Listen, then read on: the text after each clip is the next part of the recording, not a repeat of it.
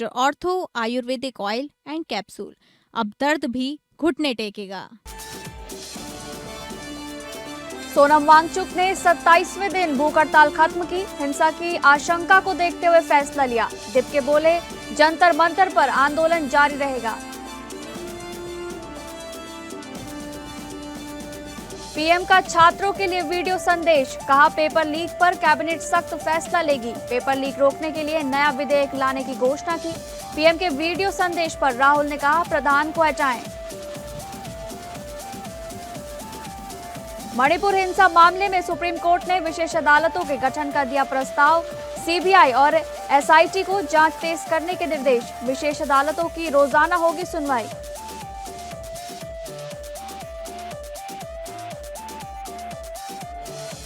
नमस्कार, आप सभी का बहुत बहुत स्वागत है टॉप अपडेट में। मैं हूं आपके साथ शालिनी राणा। शुरुआत करेंगे टॉप अपडेट की। पेपर लीक के खिलाफ अनशन पर बैठे सोनम वांगचुक ने 27वें दिन भूख हड़ताल खत्म कर दी है। केंद्रीय स्वास्थ्य मंत्री जेपी नड्डा और जितेंद्र सिंह गुरुग्राम के मेदांता अस्पताल पहुंचे, जहां नड्डा ने वांगचुक को जूस पिलाकर उनका अनशन खत्म कराया। वांगचुक ने एक्स पर लिखा, कई राजनीतिक दलों ने 65 सांसदों ने मुझसे अनशन खत्म करने की अपील की थी। लंबी बातचीत और कुछ शर्तों पर सहमति बनने के साथ साथ देश में संभावित हिंसा की आशंका को देखते हुए मैंने ये फैसला लिया है। वहीं वांगचुक के अनशन खत्म करने पर कॉकरोच जनता पार्टी फाउंडर अभिजीत दीपके ने खुशी जताई। हालांकि उन्होंने कहा कि शिक्षा मंत्री धर्मेंद्र प्रधान के इस्तीफे तक जंतर मंतर पर आंदोलन जारी रहेगा। नीट पेपर लीक को लेकर कॉकरोच जनता पार्टी का आंदोलन जारी है। सीजेपी देश भर में आज पुलिस बर्बरता के खिलाफ शांतिपूर्ण प्रदर्शन करेगी। वहीं डीएमआरसी ने आज सुबह 7:30 बजे से अगले आदेश तक 17 स्टेशन बंद कर दिए हैं।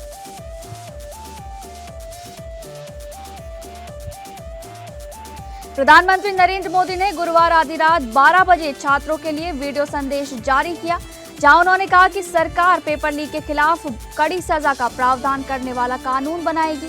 पीएम ने बताया कि कैबिनेट में इससे जुड़े मसौदे पर आज चर्चा होगी और सख्त फैसले लिए जाएंगे। मंजूरी मिलने के बाद इसे अगले हफ्ते संसद में पेश किया जाएगा। साथ ही इसे जल्द पास कराने की कोशिश होगी। उन्होंने ये भी कहा कि हम इतने से संतोष करने वाले नहीं हैं, इसलिए फास्ट ट्रैक कोर्ट बनाने का निर्देश दिया है।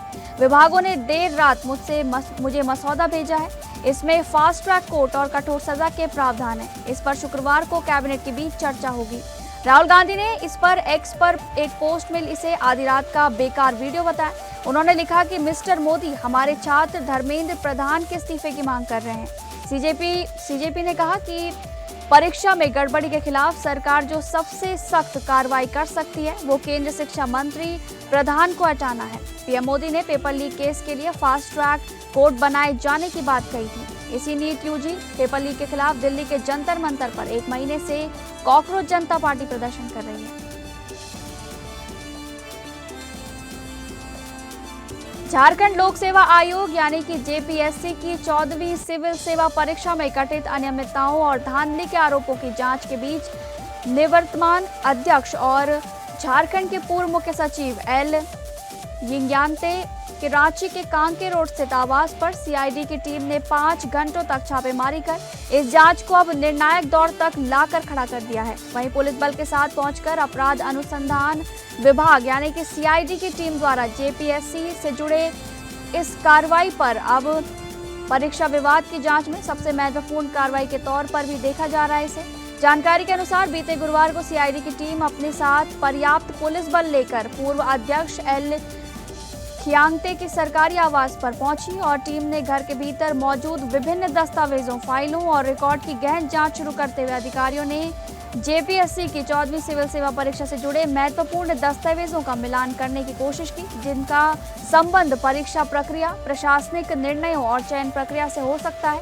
इस दौरान पूर्व अध्यक्ष से पूछताछ किए जाने की भी बात सामने आई है। देश भर में नीट और दूसरी परीक्षाओं के पेपर लीक को लेकर मचे भारी बवाल के बीच अब उत्तराखंड से भी ऐसा ही मामला सामने आया है, जहां उत्तराखंड तकनीकी विश्वविद्यालय यूटीयू में बीटेक 3rd ईयर के 2 पेपर लीक हो गए हैं। परीक्षा से ठीक पहले प्रश्न पत्र छात्रों तक पहुंच गए। पुलिस ने इस मामले में कार्रवाई करते हुए आरोपी असिस्टेंट प्रोफेसर आशीष कुमार गुप्ता को गिरफ्तार कर लिया है। आरोपी professor Shivalik college of engineering में काम करता था और उसने ही ये प्रश्न पत्र तैयार किया था। आरोप है कि प्रोफेसर ने पैसों के लालच के लिए परीक्षा से मिलते जुलते सवाल एक कॉलेज के व्हाट्सएप ग्रुप में छात्रों के साथ शेयर कर दिए थे। देहरादून के एसपी सिटी प्रमोद कुमार ने बताया कि शिकायत मिलने के बाद 2 कमेटियां बनाई गई थी, जिसकी जांच में आरोप सही पाए गए।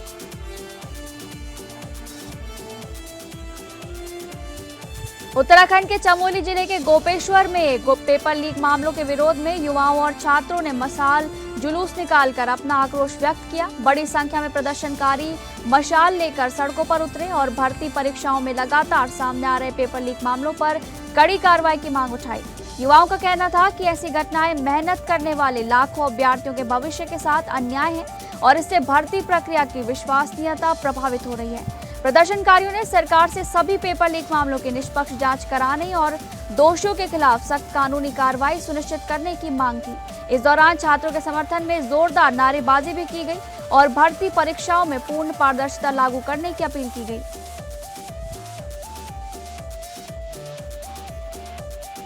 दिल्ली के जंतर मंतर पर 20 जुलाई को हुई हिंसा को लेकर दिल्ली हाईकोर्ट में नई याचिका दाखिल की गई है।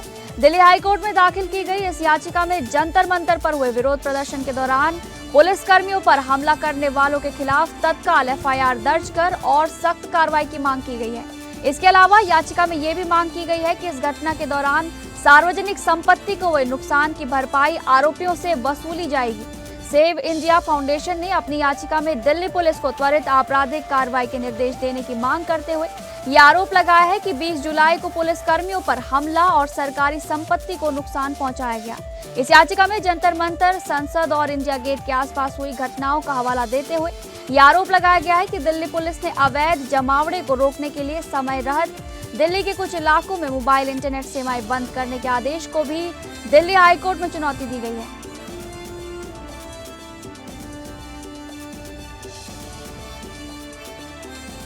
सुप्रीम कोर्ट ने मणिपुर में जातीय हिंसा से जुड़े मामलों की सुनवाई के लिए विशेष अदालतें गठित करने का प्रस्ताव रखा है। कोर्ट ने कहा कि इन अदालतों में रोजाना सुनवाई होगी ताकि मामलों का जल्द निपटारा हो सके। सीजेआई सूर्यकांत की अध्यक्षता वाली पीठ ने मणिपुर सरकार को सीबीआई और एसआईटी की मदद करने का निर्देश दिया। सीबीआई ने कोर्ट को बताया कि ज्यादातर गवाह विस्थापित होने के कारण गवाही करना मुश्किल हो रहा है। सीजेआई ने यह भी कहा कि हम मणिपुर सरकार और मणिपुर व गुवाहाटी हाईकोर्ट से सलाह कर विशेष अदालतें बनाने पर विचार कर रहे हैं, लेकिन इसके लिए पहले सीबीआई और एसआईटी को जांच पूरी कर चार्जशीट दाखिल करनी होगी। हम दोनों एजेंसियों पर जोर देते हैं कि सभी बाधाओं के बावजूद वे जांच जल्दी पूरी करें।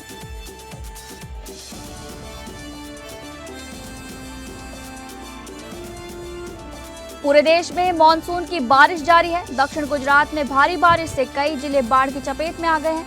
उमरगाम तालुका में 16 घंटों में 43 इंच बारिश हुई, जिससे निचले इलाके डूब गए हैं। राज्य के 11 जिलों में भारी बारिश का अलर्ट भी जारी किया गया है। वहीं यूपी में पिछले 10 दिनों से हो रही भारी बारिश के चलते गंगा, यमुना समेत 10 नदियां उफान पर हैं।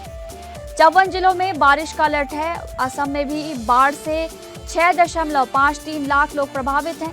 पटना, भोजपुर, बक्सर, गोपालगंज, सारण, वैशाली और सिवान समेत बिहार के 19 जिलों में आज भारी बारिश का अलर्ट जारी किया गया है।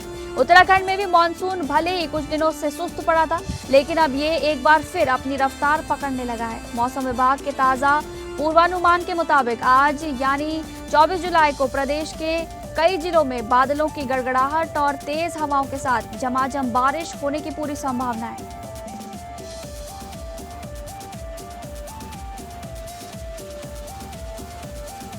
अमेरिकी राष्ट्रपति डोनाल्ड ट्रंप ने ये कहा है कि अमेरिका ईरान पर सबसे बड़ा हमला करने के लिए तैयार है। उन्होंने कहा कि तैयारी पूरी है, अब सिर्फ फैसला लेना बाकी है। ट्रंप ने ये भी कहा है कि ईरान ने अभी तक पर्याप्त दर्द नहीं झेला है। ट्रंप के बयान के बाद ईरान ने भी तुरंत जवाब दिया। विदेश मंत्री अब्बास अराक्ची ने कहा कि अगर अमेरिका ने हमले जारी रखे तो उसे इसकी और भारी कीमत चुकानी पड़ेगी। उन्होंने कहा कि युद्ध खत्म करने का रास्ता बातचीत है, नए हमले नहीं। यमन के हूती विद्रोहियों ने रेड सी में सऊदी अरब के 2 तेल टैंकर एंसेलिया और लैला पर बैलिस्टिक मिसाइलों क्रूज मिसाइलों और ड्रोन से हमला किया है। संगठन का कहना है कि दोनों जहाजों में आग लग गई। ब्रिटेन के नए प्रधानमंत्री एंडी बर्नहैम ने ईरान के खिलाफ अमेरिका को ब्रिटिश सैन्य अड्डों के इस्तेमाल को मंजूरी दे दी है। हिंद महासागर में डिएगो गार्सिया और ग्लॉस्टरशायर का फेयरफोर्ट एयरबेस अमेरिकी विमानों के इस्तेमाल के लिए उपलब्ध रहेंगे। ईरान के 5 शहरों में धमाके हुए हैं, जहां ईरानी मीडिया के मुताबिक अमेरिका ने खोंदाब, खोरमाबाद, कोनार्क, जास्क और राजधानी तेहरान में अलग अलग जगहों को निशाना बनाया है।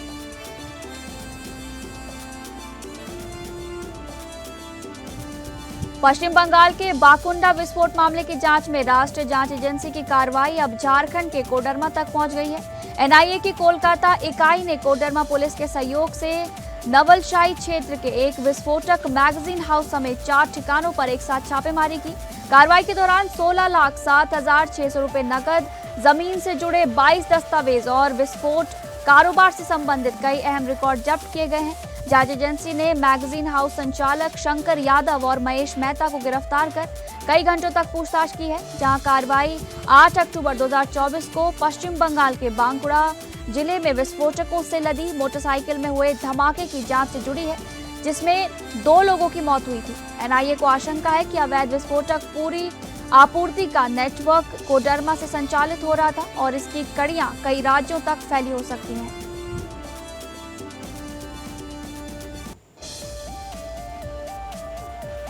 उत्तराखंड में खेल प्रतिभाओं को नई पहचान देने वाली बड़ी परियोजना तेजी से आकार ले रही है, जहां चंपावत के छमानिया में करीब 257 करोड़ रुपए की लागत से राज्य के पहले गर्ल्स स्पोर्ट्स कॉलेज का निर्माण किया जा रहा है। गुरुवार को जिलाधिकारी मनीष कुमार ने परियोजना का औचक निरीक्षण कर निर्माण कार्यों की गुणवत्ता, सुरक्षा मानकों और प्रगति की विस्तृत समीक्षा की। निरीक्षण के दौरान हॉस्टल ब्लॉक, आवासीय भवन, वॉलीबॉल और फुटबॉल ग्राउंड, मल्टीपर्पज हॉल तथा अन्य खेल सुविधाओं का बारीकी से जायजा लिया गया।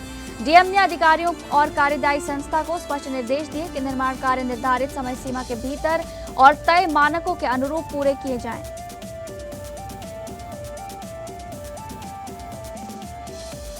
उत्तराखंड के चंपावत में जिला कांग्रेस कमेटी के नेतृत्व में कार्यकर्ताओं ने युवाओं और छात्राओं के समर्थन में शांतिपूर्ण प्रदर्शन किया। गांधी चौक से शुरू हुए विरोध कार्यक्रम में कांग्रेस नेताओं, पदाधिकारियों, मातृशक्ति, युवा कार्यकर्ताओं और बड़ी संख्या में समर्थकों ने भाग लिया। प्रदर्शन के दौरान लोकसभा में नेता प्रतिपक्ष राहुल गांधी और अन्य कांग्रेस नेताओं के साथ कथित अभद्र व्यवहार एवं गिरफ्तारी का विरोध करते हुए इसे लोकतांत्रिक मूल्यों के विरुद्ध बताया गया। इसके बाद कांग्रेस प्रतिनिधिमंडल ने जिलाधिकारी के माध्यम से राष्ट्रपति के नाम ज्ञापन सौंपकर अपनी मांगे रखी। वक्ताओं ने कहा कि ये संघर्ष संविधान, लोकतंत्र और जनता की आवाज की रक्षा के लिए है तथा लोकतांत्रिक अधिकारों पर किसी भी प्रकार का आघात स्वीकार नहीं किया जाएगा। कांग्रेस नेताओं ने युवाओं और छात्रों के हितों की रक्षा का मुद्दा भी प्रमुखता से उठाया और उनके भविष्य से किसी भी प्रकार का खिलवाड़ न होने देने की बात कही। प्रदर्शन के दौरान सरकार के खिलाफ नारेबाजी भी की गई और निष्पक्ष व्यवस्था की मांग दोहराई गई।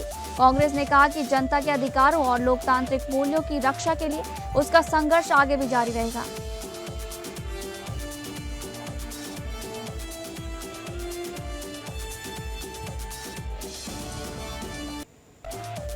पेपर लीक के विरोध में दिल्ली में चल रहे आंदोलन के समर्थन में उत्तर प्रदेश के अंबेडकर नगर में भी कांग्रेस ने धरना प्रदर्शन शुरू किया। कलेक्ट्रेट परिसर के सामने स्थित डॉक्टर भीमराव अंबेडकर की प्रतिमा के पास बड़ी संख्या में कांग्रेस कार्यकर्ता और पदाधिकारी धरने पर बैठे। इस दौरान जिला कांग्रेस अध्यक्ष ने पेपर लीक और बेटियों के उत्पीड़न के मुद्दे पर सरकार को घेरते हुए युवाओं के भविष्य को लेकर गंभीर सवाल उठाए। उन्होंने लोगों से दलगत राजनीति से ऊपर उठकर छात्रों और अभ्यर्थियों की आवाज बनने की अपील की।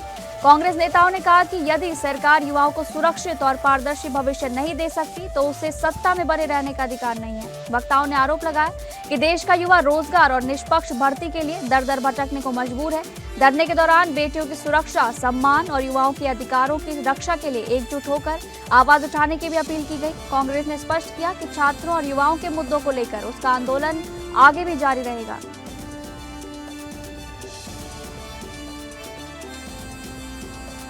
उत्तर प्रदेश के अमरोहा जिले के रहरा थाने से जुड़ा एक वीडियो सोशल मीडिया पर तेजी से वायरल हो रहा है, जिसने पुलिस महकमे में हलचल मचा दी है। वायरल वीडियो में थाने के एसएसआई और एक मामले को लेकर ये कहते सुनाई दे रहे हैं कि शिकायत फर्जी होने की जानकारी होने के बावजूद अधिकारियों में दबाव मुकदमा दर्ज करना पुलिस की मजबूरी थी। मामला फरोटा की मंडेया गांव में मारपीट के बाद कथित गर्भपात से जुड़ा है, जिसमें पुलिस ने पहले एक युवक को गिरफ्तार कर जेल भेजा था।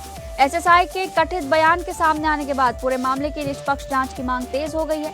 वीडियो की सत्यता और उसमें किए गए दावों को लेकर पुलिस विभाग ने जांच शुरू कर दी है।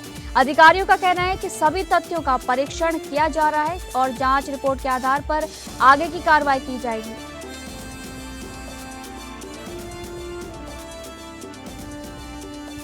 उत्तर प्रदेश के बहादुरगढ़ थाना क्षेत्र में सड़क पर दौड़ रही एक छोटा हाथी गाड़ी में अचानक भीषण आग लगने से अफरा तफरी मच गई। आग लगते ही चालक ने सूझबूझ दिखाते हुए तुरंत वाहन से कूदकर अपनी जान बचा ली। देखते ही देखते आग ने पूरे वाहन को अपनी चपेट में ले लिया और तेज लपटों के बीच गाड़ी के टायर फटने से कई जोरदार धमाके भी हुए। घटना की सूचना मिलते ही बहादुरगढ़ पुलिस मौके पर पहुंची और राहत एवं बचाव कार्य शुरू कराया गया। आग पर काबू पाने के लिए दमकल और स्थानीय स्तर पर लगातार प्रयास किए गए। घटना के दौरान आसपास मौजूद लोगों में भी दहशत का माहौल देखने को मिला। प्रारंभिक तौर पर आग लगने के कारणों का पता नहीं चल सका है और मामले की जांच की जा रही है। उत्तर प्रदेश के कपूरपुर थाना क्षेत्र के ग्राम नारायणपुर में पैसों के विवाद को लेकर सास और बहू के बीच सड़क पर जमकर मारपीट हो गई। दोनों के बीच हुआ विवाद देखते ही देखते हाई वोल्टेज ड्रामे में बदल गया और काफी देर तक सड़क पर हंगामा चलता रहा। मौके पर मौजूद लोगों ने घटना का वीडियो बनाकर सोशल मीडिया पर वायरल कर दिया, जो तेजी से चर्चा का विषय बना हुआ है। वायरल वीडियो में दोनों के बीच तीखी नोकझोंक और हाथापाई होती दिखाई दे रही है। घटना की जानकारी मिलने पर पुलिस ने मामले का संज्ञान लेते हुए जांच शुरू की। पुलिस ने दोनों पक्षों के खिलाफ कानूनी कार्रवाई भी की है। प्रारंभिक जानकारी के अनुसार विवाद की वजह पैसों का लेन देन बताया जा रहा है। उत्तर प्रदेश के हापुड़ जिले में सिंभावली थाना क्षेत्र में 6 वर्षीय बच्ची के साथ कथित दुष्कर्म का मामला सामने आया है। आरोप है कि मस्जिद में बच्चों को पढ़ाने वाले एक मौलाना ने अन्य बच्चों को घर भेजने के बाद बच्ची के साथ वारदात की। परिजनों की शिकायत पर पुलिस ने आरोपी के खिलाफ पॉक्सो अधिनियम सहित अन्य गंभीर धाराओं में मुकदमा दर्ज कर लिया है। एफआईआर दर्ज होने के बाद आरोपी मौके से फरार बताया जा रहा है और उसकी गिरफ्तारी के लिए पुलिस लगातार दबिश दे रही है। मामले की गंभीरता को देखते हुए पुलिस सभी पहलुओं की गहन जांच कर साक्ष्य जुटाने में लगी है। बच्ची से जुड़ी आवश्यक कानूनी और चिकित्सीय प्रक्रिया भी नियमानुसार कराई जा रही है। पुलिस का कहना है कि आरोपी की तलाश जारी है और उसे जल्द गिरफ्तार कर लिया जाएगा।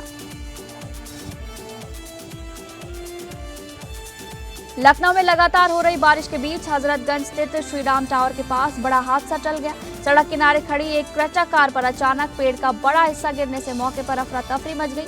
गनीमत रही कि घटना के समय कार के भीतर कोई मौजूद नहीं था, जिससे जनहानि टल गई। हालांकि हादसे में कार को काफी नुकसान पहुंचा है। घटना के बाद आसपास के लोगों की भीड़ मौके पर जुट गई और कुछ देर के लिए यातायात भी प्रभावित रहा। सूचना मिलते ही संबंधित विभाग और स्थानीय टीम मौके पर पहुंची तथा पेड़ हटाने का काम शुरू किया गया। लखनऊ में केंद्रीय शिक्षा मंत्री धर्मेंद्र प्रधान के इस्तीफे की मांग को लेकर भीम आर्मी से जुड़े छात्रों और पदाधिकारियों ने भी जोरदार प्रदर्शन किया। प्रदर्शन बाबा साहेब डॉक्टर भीमराव अंबेडकर की प्रतिमा स्थल पर आयोजित किया गया, जहां बड़ी संख्या में प्रदर्शनकारी एकत्र हुए। कानून व्यवस्था बनाए रखने के लिए मौके पर भारी पुलिस बल तैनात किया गया था। प्रदर्शन के दौरान छात्रों ने अपनी मांगों के समर्थन में नारेबाजी की और शिक्षा से जुड़े मुद्दों को सरकार का विरोध उन पर जताया। स्थिति को नियंत्रित करने के लिए पुलिस ने भीम आर्मी से जुड़े कई छात्रों और पदाधिकारियों को हिरासत में ले लिया। इसके बाद सभी हिरासत में लिए गए प्रदर्शनकारियों को इको गार्डन भेज दिया गया। पूरे घटनाक्रम के दौरान पुलिस प्रशासन सतर्क रहा और सुरक्षा व्यवस्था कड़ी बनाए रखी गई। मथुरा के कोसीकला थाना क्षेत्र के गांव एंच स्थित अस्थायी गौशाला में देर रात हथियारबंद बदमाशों ने दुस्साहसिक वारदात को अंजाम दिया। आरोप है कि 5 से 6 बदमाशों ने चौकीदार को तमंचे की नोक पर बंधक बनाकर जान से मारने की धमकी दी और गौशाला से करीब 10 से 12 गौवंश वाहन में लाद कर फरार हो गए। घटना की सूचना मिलते ही पुलिस मौके पर पहुंची और पूरे मामले की जांच शुरू कर दी गई। ग्राम प्रधान ने घटना को कानून व्यवस्था के लिए गंभीर चुनौती बताते हुए आरोपियों की शीघ्र गिरफ्तारी की मांग की है। पुलिस ने क्षेत्र में नाकेबंदी कराई है और आसपास लगे सीसीटीवी कैमरों की भी फुटेज खंगाली जा रही है। उत्तर प्रदेश के सिद्धार्थनगर जिले के शौहरतगढ़ थाना क्षेत्र स्थित बैदौली घाट पर अंतिम संस्कार में गए 3 किशोर नदी में लापता हो गए। बताया जा रहा है कि तीनों की उम्र करीब 17 से 18 वर्ष के बीच है और घटना के बाद इलाके में हड़कंप मच गया। सूचना मिलते ही स्थानीय प्रशासन और पुलिस की टीमें मौके पर पहुंचकर राहत एवं बचाव अभियान में जुटी हुई हैं। स्थानीय गोताखोर नदी में लगातार तीनों की तलाश कर रहे हैं। बड़ी संख्या में ग्रामीण भी मौके पर मौजूद हैं और अपने स्तर पर खोजबीन में सहयोग कर रहे हैं। सिनेमाघरों में इस सप्ताह रिलीज हुई विजय की बहुप्रतीक्षित फिल्म जन नायकन ने बॉक्स ऑफिस पर शानदार शुरुआत करते हुए पहले ही दिन करीब 41 करोड़ रुपए का कलेक्शन किया है। फिल्म ने तमिल में 36.50 करोड़, तेलुगु में 2.75 करोड़ और हिंदी में 1.75 करोड़ रुपए की कमाई दर्ज की है। वहीं क्रिस्टोफर नोलन की हॉलीवुड फिल्म द ओडिसी भी भारतीय दर्शकों को आकर्षित कर रही है और 7वें दिन 6.15 करोड़ रुपए की कमाई के साथ इसका कुल इंडिया नेट कलेक्शन 90.30 करोड़ रुपए पहुंच गया है। उधर अजय देवगन स्टारर धमाल 4 की रफ्तार भी बरकरार है और फिल्म ने 14वें दिन 2.15 करोड़ रुपए का कारोबार किया। इसके साथ ही फिल्म का कुल बॉक्स ऑफिस कलेक्शन 136.66 करोड़ रुपए पहुंच चुका है। तीनों फिल्मों के बीच बॉक्स ऑफिस पर दिलचस्प मुकाबला भी देखने को मिल रहा है।